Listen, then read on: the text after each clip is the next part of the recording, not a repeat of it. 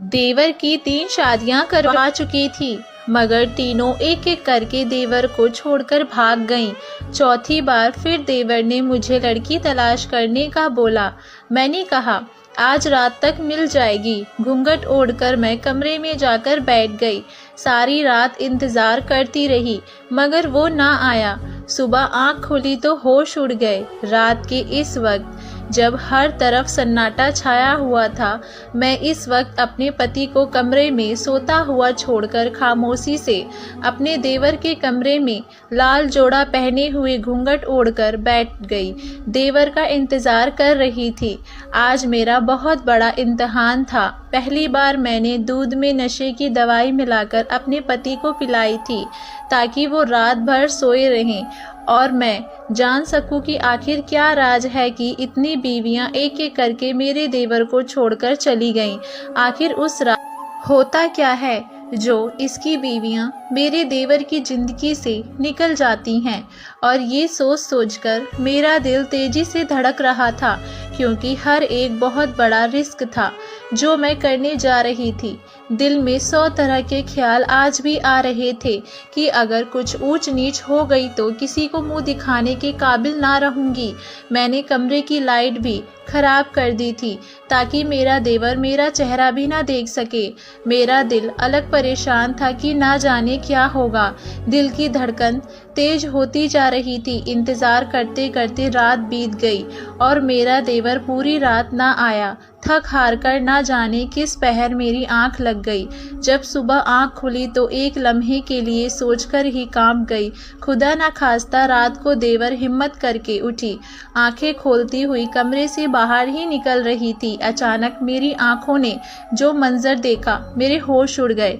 इस रात मेरा देवर, मेरा नाम सनाया है। मैं खाते पीते घराने से ताल्लुक़ रखती थी। मेरे पापा एक अच्छे कारोबारी थे। हमारे पास बहुत बड़ा घर, नौकर चाकर थे।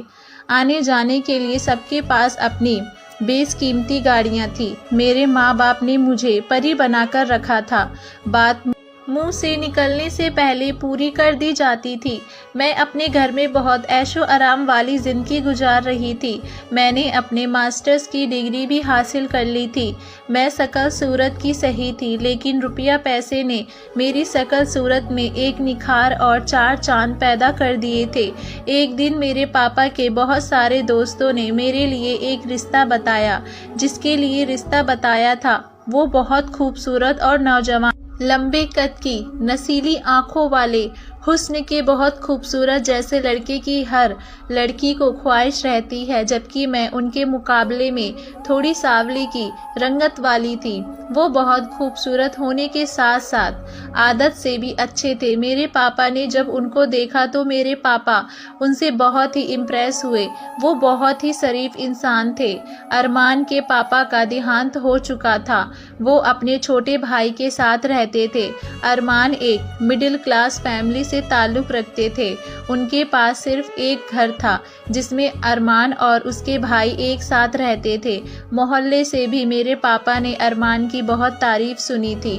फिर मेरे पापा ने मेरी और अरमान की शादी करने में देर ना की, झटपट बातें की और रिश्ता पक्का कर दिया। जब मैं शादी करके अरमान के घर में आई तो अपनी ज़िंदगी की पहली रात ही बहुत खुशी से भरी थी, क्योंकि पहली रात सबके सपने होते हैं कि पति के दिल में आपकी चाहत की कितनी कदर है।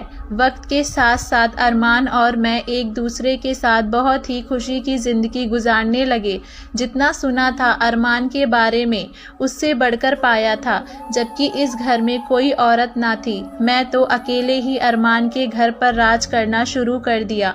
सिर्फ अरमान ही नहीं, बल्कि मेरा देवर भी मुझसे प्यार से पेश आता, मेरी बहुत इज्जत करता और बहुत ख्याल रखता था। और इसके साथ साथ अरमान से भी ज़्यादा खूबसूरत और गोरी रंगत का, हसीन और खूबसूरत था। मेरे हाथ के पके खाने खाता तो दिल खोलकर मेरी तारीफ करता। जब से आप इस घर में आए हैं, इस घर में तो रौनक सी आ गई है। माँ बाप की कमी भी महसूस नहीं होती। अब पहले तो हमारा घर वीरान था। इस तरह की बातें वो अक्सर मेरे साथ करता रहता। एक दिन अरमान ने मुझे देवर की शादी के बारे में बात की। वो कहने लगे, इसके बारे में भी हमें ही सोचना है। इसके लिए लड़की तुमने तलाश करनी है। अब ये तुम्हारी जिम्मेदारी है कि तुमने अपने देवर की शादी करवानी है। मैंने देवर की शादी की जिम्मेदारी अपने ऊपर ले ली।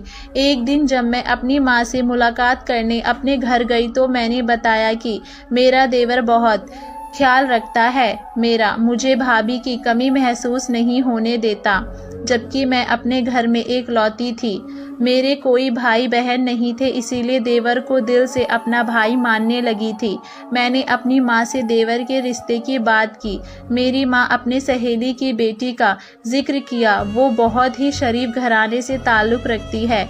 उनकी बेटी बहुत ही खूबसूरत है, बिल्कुल तुम्हारे देवर की तरह। लेकिन एक बात है कि वो लोग बहुत ही अमीर घराने से ताल्लुक़ रखते हैं, जबकि तुम्हारा देवर एक मिडिल क्लास घराने से ताल्लुक़ रखता है। फिर भी मैं बात करके देखूंगी। जब मेरी माँ ने अपनी सहेली की बेटी के लिए मेरे देवर के रिश्ते की बात की तो उन्हें मेरा देवर बहुत पसंद आया। उसकी खूबसूरती और काबिलियत देखकर उन्होंने देवर से अपनी बेटी की शादी की बात की और देवर को भी लड़की पसंद आ गई। मैं खुशी खुशी देवर की शादी करवा दी। परी अपने घर में विदा होकर हमारे घर आ गई। शादी की अगली सुबह नाश्ते के टेबल पर देवर को बहुत खुश नजर आ रहा था, लेकिन परी चुपचाप थी, ठीक से कुछ खा भी नहीं रही थी, ना ही बात कर रही थी। मैंने बहुत कहा पर थोड़ा सा ही नाश्ता किया और अपने कमरे में चली गई। इसका रवैया मुझे कुछ ठीक नहीं लग रहा था। हालांकि वो एक बहुत अच्छे मिजाज की लड़की थी, लेकिन जब से शादी हुई थी वो गुमसुम सी हो गई थी। देवर को देखकर उसकी रंगत उड़ने लगती थी। वक्त गुजरने के साथ साथ देवर भी कुछ सहम सा रहने लगा था। मैं वजह पूछती तो नम आंखों से ये कह देता कि सब ठीक है, बस मेरी तनख्वाह कम है ना, इसीलिए। आपकी देवरानी के सामने मेरी कोई हैसियत नहीं, पर घर में ना किसी से कोई बात करती और ना ही कुछ बोलती। उससे भी बात ना करती। अक्सर रात के वक्त उसके कमरे से अजीब सी आवाज़ दबी दबी चीखों की। शादी को अभी चंद दिन ही गुजरे थे कि एक रात परी ने सुबह उठते ही नाश्ता किया और अपने बैग पैक करके अपने घर चली गई, ये कहकर कि अपनी माँ की याद आ रही है, कुछ दिन रहकर वो वापस आएगी। मगर वो वापस ना आई। कुछ दिन बाद परी के घर से पैगाम आया कि परी अब कभी वापस नहीं आएगी। वो देवर के साथ नहीं रहना चाहती। दोनों तरफ बहस अच्छी खासी हो गई थी और फिर एक दिन में देवर की तलाक की बात हो गई और तलाक हो गया। मुझे बहुत दुख हुआ था। कैसी अजीब लड़की थी परी, उसका मेरे देवर के दिल पर बहुत असर पड़ा। मेरा देवर परी से बहुत मोहब्बत करता था। हमारे बहुत पूछने पर भी माँ की सहेली ने कुछ ना बताया और यही कहा कि मेरी बेटी हमेशा के लिए अपने मामू के पास लंदन चली गई। वो इसके साथ खुश नहीं थी। इसके अलावा उन्होंने कोई और बात नहीं की। मैं सोच सोचकर बहुत ही परेशान और ज़्यादा हो रही थी। शायद मुझसे कोई गलती हो गई कि मुझे अपने देवर की अमीर घर में शादी नहीं करवानी चाहिए थी। शायद ऐशो आराम उसे अपने घर में मिल रहे थे, यहाँ नहीं मिल सके, इसीलिए चली गई। मेरे देवर परी से बहुत मोहब्बत करता था, यही गम दिल को लगाए बैठा था। मैंने उसे बहुत हौसला दिया। फिर अब दोबारा उसकी शादी के लिए मुझे यहाँ कहा कि भाभी आप मुझे बहुत अच्छे घर से लड़की तलाश करके दें। मैं जल्द से जल्द दूसरी शादी करना चाहता हूँ। मैं परी को हमेशा के लिए भुलाना चाहता हूँ। और आंखों में आंसू लिए अपने कमरे में चला गया। मुझे उस पर बहुत ही तरस आ रहा था। हमारे घर में तो जैसे मातम का माहौल चल रहा था। आखिर ये क्या हो गया? मैं भी ठान ली थी और मैं अपने देवर के लिए लड़की तलाश करने में देर ना की। मुझे आखिरकार परी से भी खूबसूरत बहुत प्यारी लड़की अपने देवर के लिए मिल गई। मेरी दोस्त पायल, जो कि बचपन से मेरी क्लास में मेरे साथ ही पढ़ती थी। 12वीं तक मैं और पायल ने एक साथ ही पढ़ाई की। हम बहुत अच्छे दोस्त थे। 12वीं के बाद फिर वे किसी और कॉलेज में चली गई और अब मेरी उससे मुलाकात हुई तो मैं उसे अपने देवर के बारे में बताया। पायल ने जब देवर को देखा तो उसे मेरा देवर पसंद आया। उसे मेरे देवर की पहली शादी से भी कोई ऐतराज़ ना हुआ, क्योंकि पायल भी तलाकशुदा थी। एक कमांडर किस्म की लड़की थी। इसमें खुद अपने फैसले लेने की हिम्मत थी और अपने फैसले खुद ही करती थी। पायल का ताल्लुक भी अमीर घराने से था। मैं 1-2 बार पायल को अपने घर बुलाकर उन दोनों की मुलाकात भी करवा चुकी थी। मेरे देवर और पायल एक दूसरे को पसंद करने लगे और फिर फ़ोन पर बातें करने लगे थे और फिर फ़ोन पर बातों का सिलसिला शुरू हो गया। इस तरह उनकी अंडरस्टैंड हो गई। मैं भी उनकी शादी करवाने में जल्दी कर रही थी क्योंकि मुझे डर था कि जो काम शादी के बाद करना होता है कहीं मेरा देवर और पायल पहले से ही ना कर लें। सब कुछ भागम भाग किया और पायल को हम लोग दुल्हन बनाकर घर ले आए। घर में एक बार फिर खुशी लौट आई। देवर भी अब बात बात पर मुस्कुराता हुआ नजर आता। अभी कुछ महीने ही सुकून से गुजरे थे कि एक दिन सुबह घर में एक अजीब सा शोर उठा। मैं सो रही थी। शोर की आवाज़ से मेरी आँख खुली और मैं अपने कमरे से बाहर निकलकर आई। जब मैंने देखा कि मेरा देवर लाउंज में सोफे पर बैठा आंखें रुक किए निकल पड़ा है और मैं एकदम घबरा गई। मेरे देवर ने एक खत मेरे हाथ में थमाते हुए आंखों से बहते आंसू के साथ जब वे खत देखा तो वे खत पायल का था। उसमें लिखा था कि मैं हमेशा के लिए अपने पापा के पास जा रही हूँ और मुझे तुम्हारे साथ नहीं रहना। तुम इस कदर के घटिया इंसान हो। तुमसे शादी करना मेरी जिंदगी की बहुत बड़ी भूल थी।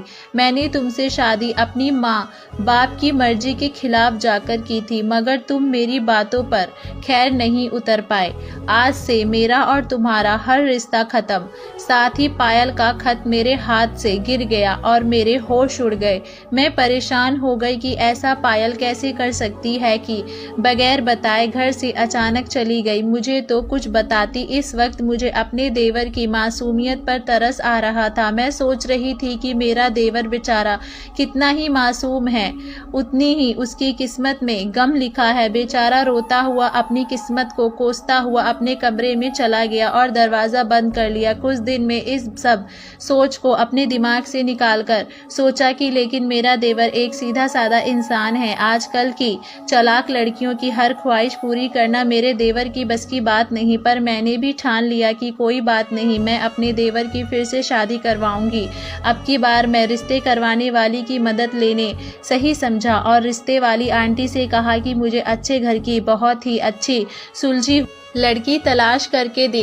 कई दिन के बाद आखिर में लड़की ढूंढने में कामयाब हो गई। अच्छे घर के सीधे साधे लोग थे जो परी और पायल से भी ज़्यादा खूबसूरत और हसीन लड़की थी। लंबे बाल, लंबा कद, भूरा रंग और सुलझी हुई लड़की से शादी की थी और उसके 3 भाइयों और घर वालों को मेरा देवर बहुत पसंद आया। उनकी पसंद को देखते हुए मैंने उन्हें अपने देवर की पहली 2 शादियों के बारे में बताना भी सही नहीं समझा और अपनी मीठी जुबान से उनका हर तरह से यकीन दिलाया कि मेरा देवर इंतहाई सादा और शरीफ आदमी है। आखिर आर्या और मेरे देवर की शादी हो गई और शादी वाले दिन आर्या के घर वालों ने जब सोने और हीरे मुझे तोहफे में दिए तो मैं हैरान रह गई। मुझे पता चला कि ये लोग सादगी पसंद करते हैं मगर रुपया पैसा उनके पास कोई कमी नहीं। उन्होंने अपने दामाद को एक कीमती गाड़ी भी दहेज में दी थी और अपनी बेटी आर्या को इस कदर दहेज में सामान दिया कि घर में हमारे रखने की जगह न रही। उस रात देर तक देवर और आर्या के कमरे में बैठी रही। आर्या देवर को देखकर बहुत ही शर्मा रही। मैं दिल से बहुत ही दुआ मांग रही थी मेरे देवर का घर बस जाए। मैं दूध का गर्म गिलास एक आर्या के एक और देवर के साइड में टेबल पर रख दिया और उन दोनों को मुबारकबाद देकर अपने कमरे में चली आई। थोड़े बहुत जो मेहमान घर में थे वो भी अपने कमरों में सोने को जा चुके थे। थोड़ी देर बाद मेरे पति ने पानी मांगा। मैं कमरे से बाहर निकलकर किचन में जाने लगी तो देवर के कमरे से अजीब सी आवाज आ रही थी। ऐसा लग रहा था जैसे कोई रो रहा है। न जाने कैसी आवाज से पहले दो दिल किया छुपकर देख लूं कहीं कोई मसला ना हो गया हो। दिल में वैसे भी डर बैठा हुआ था। फिर कहीं देवर भी कोई उल्टा सीधा हरकत ना अपनी बीवी से करता हो। दिमाग में बहुत ही सोच आ रही थी कि कहीं मेरा देवर भी तो गलत नहीं, जो 2 बीवियां छोड़ गई और तीसरी बीवी शादी की पहली रात अजीब अजीब सी आवाज़ें निकाल रही है, जबकि वे शादी से पहले तो बहुत ही खुश नज़र आ रही थी। ये सोच ही रही थी कि एकदम से आर्या की आवाज़ बंद हो गई। फिर मैंने अपने दिमाग को झटका दिया और मैं अपने कमरे में चली आई। और तीसरी बार कोई ऐसा सदमा अगर पेश आया तो यकीन है कि मेरे देवर में ही कोई ऐब होगा। आखिरकार वही हुआ जिसका मुझे शक था। कुछ वक्त गुजरा तो मेरा भी कुछ खामोश खामोश रहने लगी। मेरे साथ कम बैठा करती थी, कुछ पूछने पर घबरा सी जाती। उसका रंग दिन ब दिन पीला पड़ता जा रहा था। मेरे बहुत पूछने पर भी वे बात बदलकर मेरे पास से उठकर अपने कमरे में चली जाती। अब तो वे बीमार भी रहने लगी। जब एक दिन अचानक उसकी तबीयत ज़्यादा बिगड़ गई तो अपने घर चली गई। अब तो मैंने यकीन कर लिया था कि आर्या भी वापस नहीं आने वाली और मेरे देवर में ही कुछ खराबी है। और फिर ऐसा ही हुआ, आर्या वापस नहीं आई। बहुत टाइम गुजर गया। मैंने भी कई बार फ़ोन करके आर्या से बात करने की कोशिश की, मगर उसने टालम टोल से काम लिया। मुझे इस बार देवर की कम और आर्या की ज़्यादा फिक्र सताने लगी। फिर कुछ इतना अजीब हुआ जिसे बर्दाश्त करना मेरे लिए गवारा ना था। आर्या के घर वालों से फ़ोन आया। आर्या की माँ रोते हुए बता रही थी कि आर्या अब इस दुनिया में नहीं रही। ये सुनते ही मेरे पैरों तले ज़मीन निकल गई। उसके घर वाले, उसके भाई, उसके माँ बाप तड़प रहे थे। उसके भाई रोते हुए पुकार रहे थे कि हमारी बहन, हमारी लाडली थी, हमें छोड़कर चली गई। फूलों की तरह तुम्हें पाला था, छोटी सी जब गोद में खिलाते थे। उनकी बातें सुनकर मेरा दिल फट रहा था। पूरे घर में जैसे कयामत सा समय था। एक कोने में अरमान बहुत ही अफसोस में बैठे हुए थे और देवर बिल्कुल चुप बैठा था। अगली सुबह उठते ही मेरे देवर ने मुझे कुछ ऐसा कहा कि मैं एकदम चौंक गई। कहने लगा कि भाभी, आप बहुत अच्छी हैं। मैं आर्या से बहुत मोहब्बत करता था। आर्या का गम मुझे सताए जा रहा है। उसकी जुदाई मुझे बर्दाश्त नहीं होती। मैं उसे भुलाना चाहता हूँ। आप मेरी शादी करवा दें। ये सुनकर मेरा शक यकीन में बदल गया और मैंने ठान लिया कि अब मैं ये राज पता करके रहूंगी कि आखिर माजरा क्या है। आखिर अपनी बीवियों के साथ मेरा देवर ऐसा क्या करता है कि सभी उसे छोड़ जाती हैं। मैंने जवाब में सर हिलाते हुए कहा कि आज रात को तुम्हें तुम्हारे घर में तुम्हारी दुल्हन मिल जाएगी। पहले तो मैं बहुत हैरान हुई उस पर। उसको ये भी यकीन था कि मैं जो कहती हूँ करके दिखाती हूँ। मैं एक ड्रामा रचाया। उसको कहा कि तुम्हारे लिए एक लड़की ढूंढ ली है, तुम बस शादी के पेपर पर साइन कर दो। दोपहर में झूठी झूठी शादी कर गई। साथ में अपनी 2 सहेलियों के भाइयों को भी बैठा लिया, जिनको सब कुछ मैं पहले से ही समझा चुकी थी। और उनकी अपनी सहेली, उसे अपनी सहेली की तस्वीर दिखाकर मैंने उनको पूरे तौर पर राजी कर लिया। देवर ने कहा कि तुम घर में कुछ ज़रूरी सामान ले आओ। तुम्हारे आने तक तुम्हारी दुल्हन का चेहरा तुम्हें तुम्हारे कमरे में ही देखने को मिलेगा। वे सुनकर शर्माता हुआ घर से चला गया। पति शाम में वापस आए तो मैं आते ही उनकी चाय में नींद की गोली डालकर पिला दी। थोड़ी देर बाद वे कहने लगे, तबीयत खराब सी लग रही है। मैंने कहा आप आराम कर लें और फिर लेटते ही वे सो गए। अरमान के सोने के बाद मैं खामोशी से कमरे का दरवाज़ा बंद करके अपने कमरे में अपने देवर के कमरे में लाल जोड़ा पहनकर घूंघट ओढ़कर बैठ गई। सोचा देखूं कि ऐसा क्या करता है अपनी बीवियों के साथ, आज पता लग जाएगा। ये सोचकर मेरा दिल तेजी से धड़क रहा था। मैंने तकिए से टेक लगाकर और इंतज़ार करने लगी। पूरी रात आया। इंतज़ार करते करते मेरी आंख लग गई। आज ना जाने किस वक्त एक शोर में मेरी आंख खुल गई। कमरे से बाहर निकली तो मेरे होश उड़ गए, मेरी चीख निकल गई।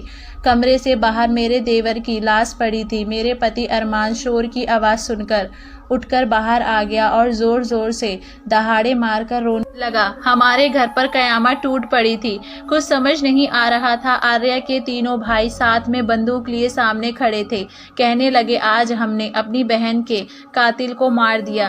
कैसा लग रहा है जब कोई अपना हमेशा के लिए दुनिया से चला जाए। तुम्हारे देवर ने हमारी बहन के साथ बहुत ही घटिया किस्म की हरकत की है, जो बताने के लायक भी नहीं है। जब हमारी बहन की तबीयत बहुत ज़्यादा खराब हो रही थी, उसका बदन पीला पड़ता जा रहा था, हमने उसका टेस्ट करवाया तो उसके साथ जो तुम्हारे देवर ने किया बहुत ही शर्मनाक था। वो मेरी बहन के साथ रोज कुछ गोलियां खाकर बहुत बेशर्मी से पूरी रात बिताता था और उसे बहुत मारता था। उसके बदन पर बहुत जख्म थे और बाकी जो तुमने अपने देवर की 2 पहली शादियां कराई थी उसने उनके साथ भी यही किया था। वो तो जल्द से जल्द भागकर तुम्हारे देवर से तलाक लेकर चली गई, लेकिन मेरी बहन बहुत सीधी सादी और भोली भाली थी। वो ऐसा ना कर सकी, सब कुछ बर्दाश्त करती रही। जब उसके जिस्म ने उसका साथ छोड़ दिया तब उसने हिम्मत हार दी। ये सुनकर हमारे तन बदन में आग लग गई और हम अब किसी और की जिंदगी बर्बाद होते हुए नहीं देख सकते थे, इसीलिए हमने तुम्हारे देवर की जान ले ली। और वे अपनी सारी बीवियों की गलत तस्वीर लेते हैं और फिर उन्हें बाद में डराता धमकाता है। अगर किसी को बताया तो उनकी नाजायज तस्वीर सोशल मीडिया पर डाल देगा और अपनी सारी बीवियों की जेवरात भी उसी रात छीन कर बेचता।